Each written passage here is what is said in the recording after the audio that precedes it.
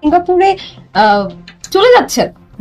আসলে এটা আমার আর ওর বাবার মধ্যেই কিন্তু আলোচনাটা হয়েছিল, যেটা সত্যি, টু বি অনেস্ট। এবার রিভেঞ্জ নিতে শাকিবকে নিয়ে সিঙ্গাপুরে যাচ্ছেন অপু বিশ্বাস।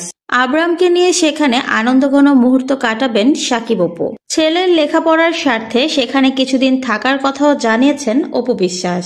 শাকিবের পাশে নিজের অবস্থানটা কতটুকু শক্ত সেটা আবারও প্রমাণ করার জন্য শাকিব এবং ছেলে আব্রামকে নিয়ে সিঙ্গাপুর যেতে চাচ্ছেন অপু বিশ্বাস। সেই সাথে ব্যক্তিগত বিষয়ে আরো কি কি বলছেন অপু বিশ্বাস জানতে হলে সম্পূর্ণ ভিডিওটি না টেনে শেষ পর্যন্ত দেখুন।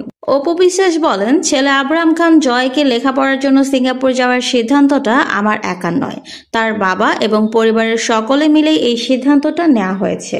অর্থাৎ নিজের ইচ্ছেতেই শাকিব খান, অপু বিশ্বাস এবং ছেলে আব্রাহাম খান জয়কে নিয়ে সিঙ্গাপুর যেতে চাচ্ছেন।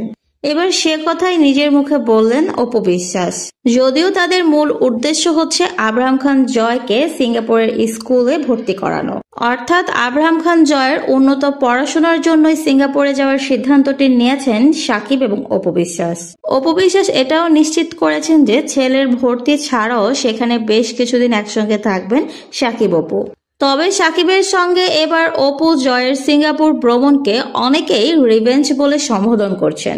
এবার নিউ ইয়র্ক ভ্রমণে শাকিব বুবলির ঘনিষ্ঠ মুহূর্তের ছবিগুলো দেখে অবশ্যই বলা যেতে পারে অপু বিশ্বাস এবং তার ভক্তরা ভীষণই কষ্ট পেয়েছে।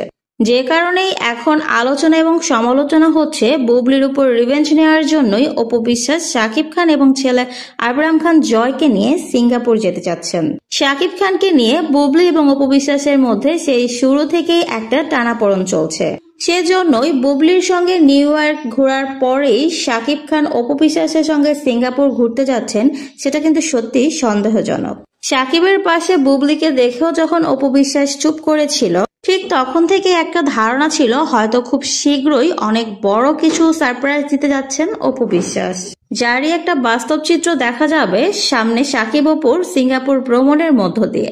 তো ভিউয়ার্স, এই বিষয়ে আপনার মূল্যবান মতামতটি চাইলে কমেন্ট বক্সে জানিয়ে যেতে পারেন।